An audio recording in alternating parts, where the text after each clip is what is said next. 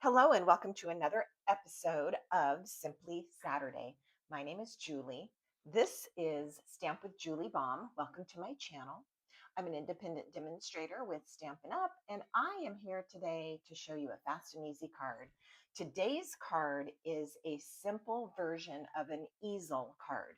Now, you can do an easel card many different ways. We're going to do a fast and easy, very straightforward version today. We are going to be using stamps from Lily of the Valley. We're going to be choosing some embellishments at some point. We'll wait till we get to that part.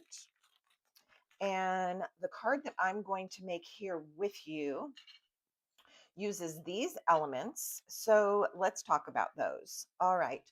I have a card base that is 4¼ inches by 11 inches.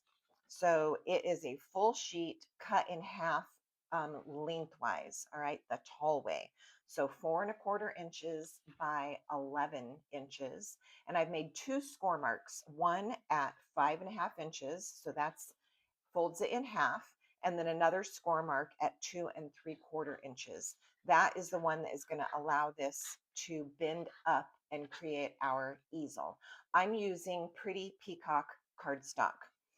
All right, then I have a layer of Granny Apple Green, and this piece is 4 inches by 5¼ inches. This is going to be a mat on the front of the card.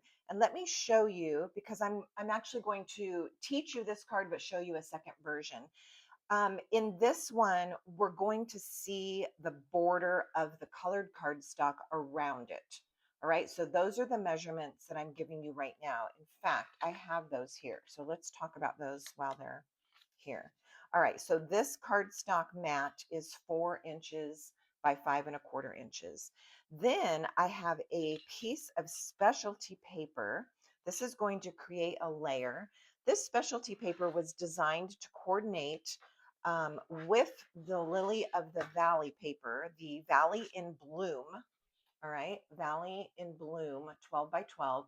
But this is a packet of specialty paper that is basically white on white, but it has this lovely embossed image designs in it. If you can kind of see that, it's very beautiful. It's subtle but stunning. And so we're using a piece of that. That is my specialty layer.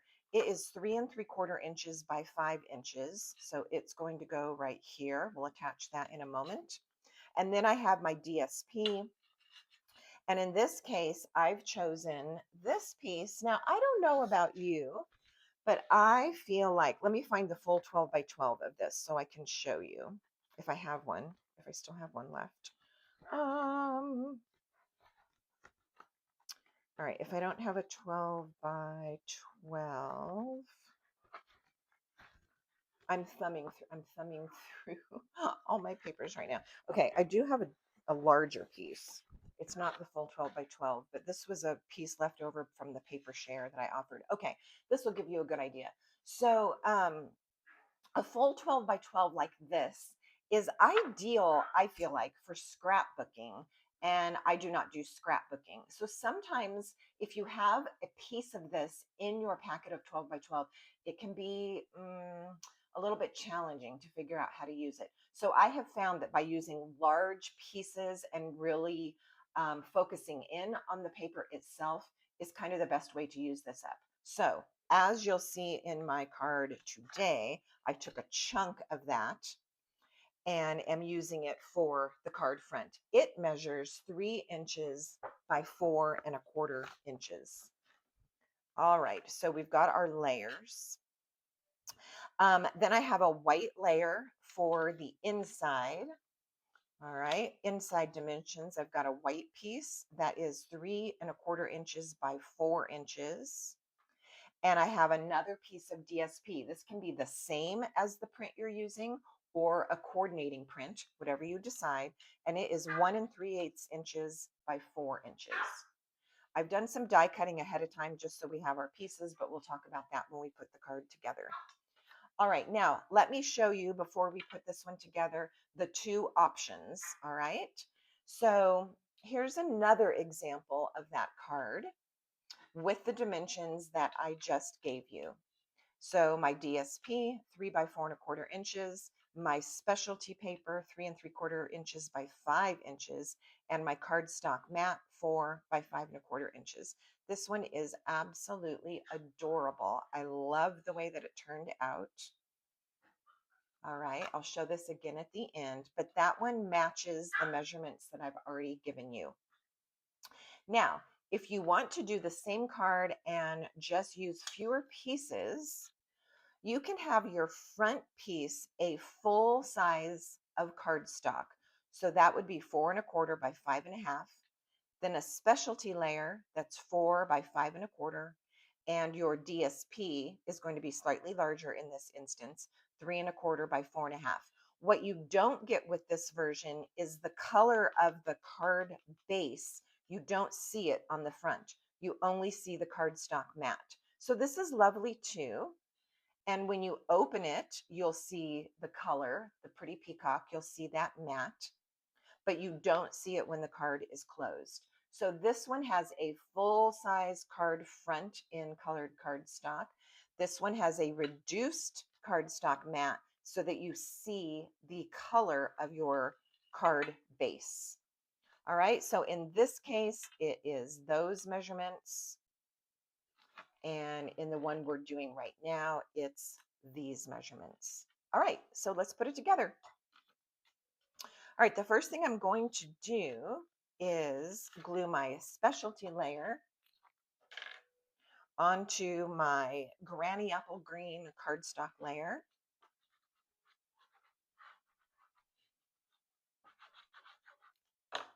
And I'm going to take that and center it onto that green layer. All right, fast and easy. The next thing I'm going to do is layer my designer series paper in the center of that piece.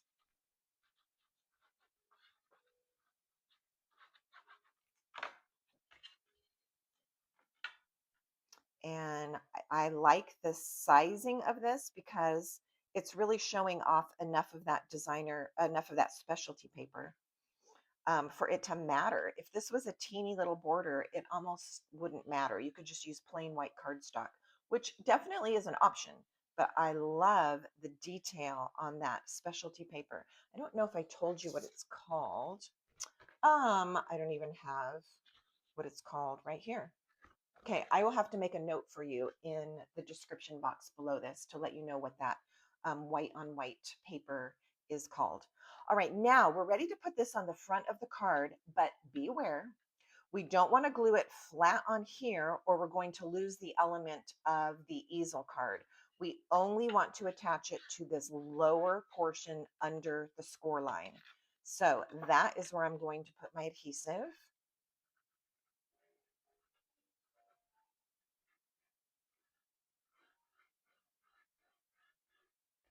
That way I won't accidentally glue the card in such a way that the easel won't work.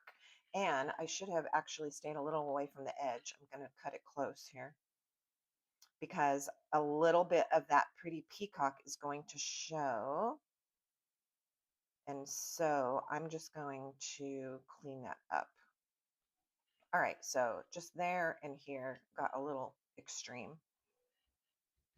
Now, if I was doing this version where that one layer is lined up exactly even with the cardstock base, then you don't have to worry about it because it's going to go edge to edge. This one we left a border, so we don't want our glue oozing out there. All right. Now that we've got that glued into place, I will show you how the easel is able to bend because we did not glue it there on the back. Okay, super easy. All right, the next thing that I'm going to do is the inside. Let's go ahead and put the insides together. I like to have a little bit of white cardstock on the inside in case you want to write a short message. So this is going to go roughly right there. And then I like to decorate this area because that is what's going to show when the card is popped up like an easel. So this piece is going to go here, and you can determine the placement, how close it is to this or how low it is to the edge. Just keep in mind that this is going to pop up at some level, some area here, and show. So I'm going to go ahead on mine and leave a little larger border at the bottom than the sides. Maybe I'll even pull the ruler in and give you an idea what I chose to do, if that's helpful. Most of the time I eyeball everything. I don't do a lot of measuring. All right, so you can see my right and left border of Pretty Peacock is showing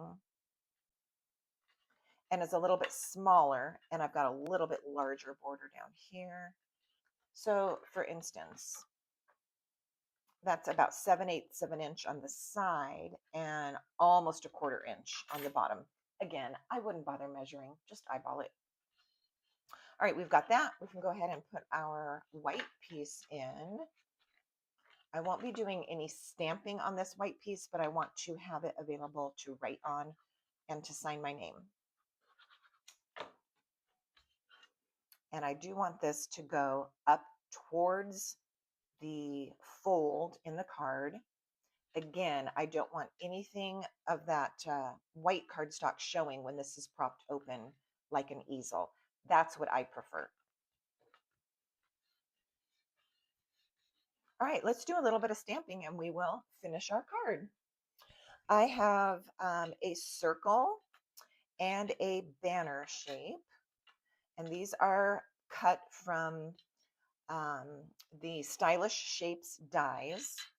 So on my little circle here, I'm going to use the stamp that says a little thanks. And I'm only going to use one ink pad for this card, just Pretty Peacock.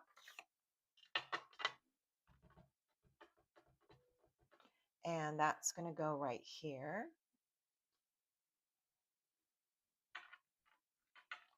I chose to do a slightly larger circle, also from Stylish Shapes. Now let's talk about that. If you don't have those dies, you can certainly find some circle or even square dies that nest. Maybe you have punches that nest. That works too. All right, so my white is going to get glued onto my granny apple green.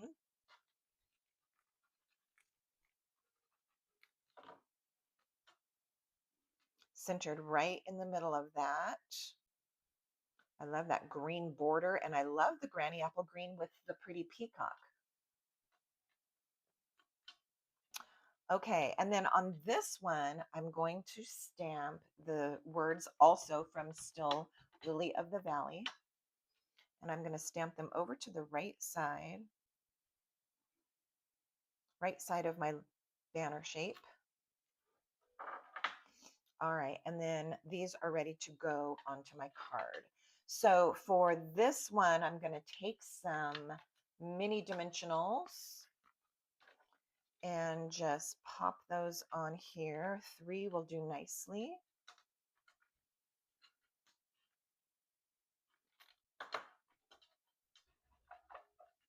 Got something sticky on my glass mat. That's a little better. All right, so this is going to go on the front of the card. Now remember, we're letting all of that designer series paper really be the star of the show. So it's not going to require a lot of decorating with your stamps or dies. All right, this is going to go right here. Look at how pretty that looks. Kind of understated.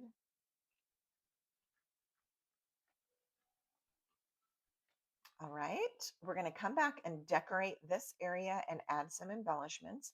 Let me show you where this white circle is going to go, the white and the green. I'm going to pop it up with dimensionals also. And I'm going to put 3 on this. I know that it is a small circle and 1 right in the middle might work just fine. But because this is going to be the kickstand that holds the card open, with the easel fold, I don't want it to have any chance of falling off my card. So I'm going to triple up and use 3 full-size dimensionals. And I'm going to place this right here on my designer series paper. You can have it up a little bit, showing some of the paper at the bottom. You can center it. It's totally up to you at this point. Just go with what looks good. Before I press that down, I'm going to double check that it works nicely with my easel mechanism, and I think that looks perfect. So I will go ahead and press those dimensionals down. You do want to pop this area up, whether you're using circles or a different shape. You want to pop it up and secure it well, because that's what's going to be the little lip that holds this. If this was glued on flat, it might not be enough of a lip to hold this part effectively. All right, so there's the inside. That's done. The front is done except for our decorating, so let's do that now. I wanted to add a ribbon knot to this, and I looked through several different options.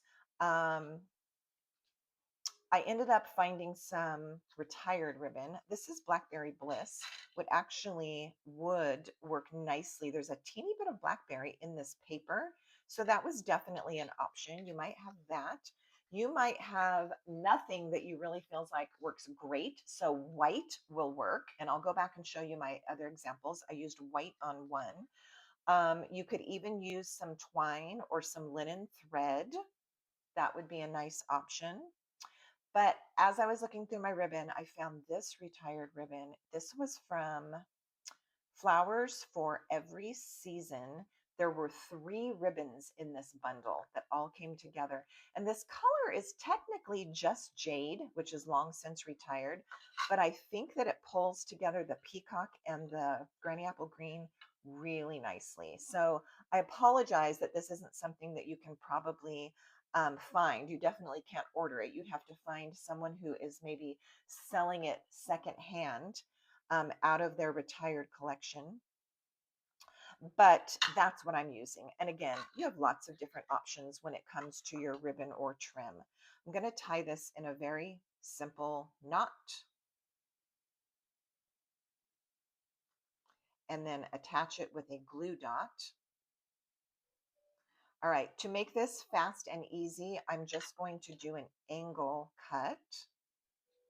I will show you on my other example that I did the little banner end on my ribbon. But fast and easy is just an angle. All right, let's attach this with a glue dot, and we will sprinkle on a couple of embellishments. I have some little gems and pearls sitting here. I'm sure something will look great.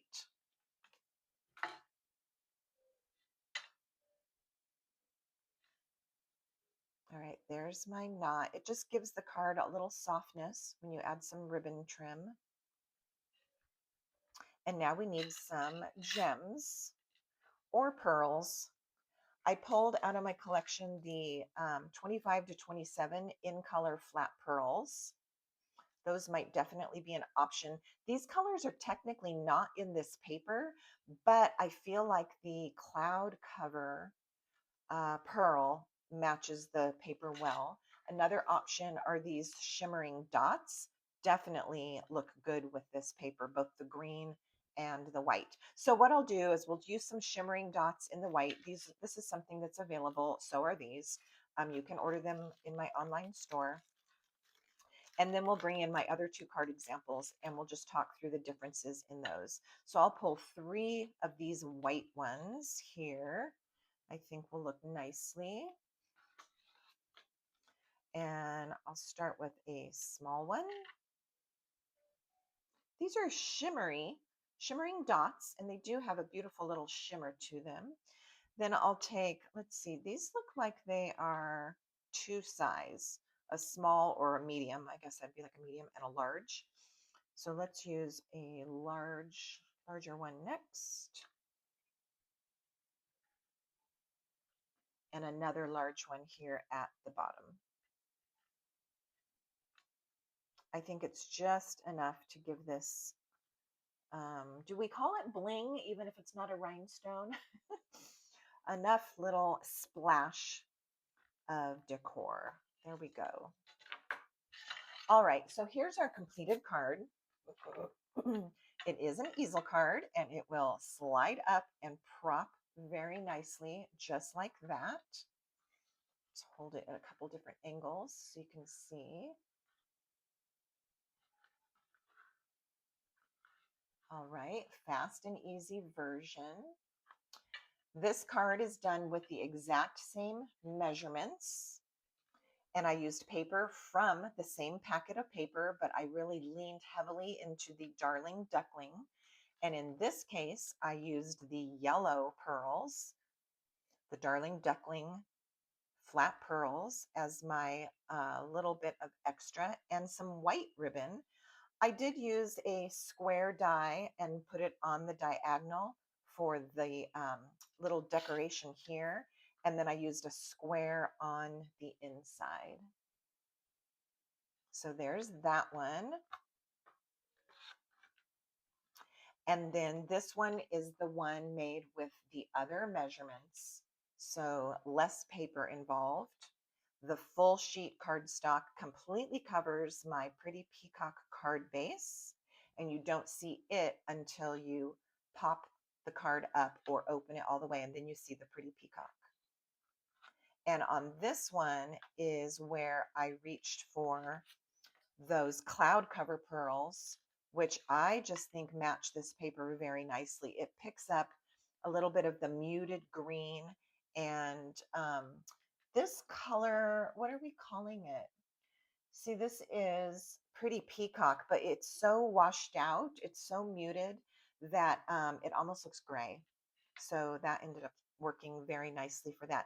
Here's that little ribbon treatment where I took the notch out of the ribbon, and that takes a little bit more attention instead of just the diagonal cut that we did on this one. So if you want to hang out for one more minute, I'll show you how to do the notched ribbon, and then I will close out for today. So if you're going to use that little notch, let's try it on this Blackberry Bliss ribbon. What you need to do is you have to take the end of the ribbon, fold it in half, long ways, and then you're going to cut from that folded spine towards the free edge of the ribbon. And in doing so, you get that little notch. So it can be a little tedious and maybe take a teeny bit of practice. If you're not up for it, just cut the diagonal. It will look great. But if you want to put that notch in there, that is how you do it. All right, that is my little bonus tip for the day. Here is our card of the day. And I thank you so very much for watching this tutorial today. I'll put some helpful information for you below this video. And if you haven't subscribed yet, please go ahead and subscribe. Hit that notification bell as well. That way you'll be notified each time I put up a new video here on my YouTube channel. Thanks for joining me here at Stamp with Julie Baum, and I will see you in the next video.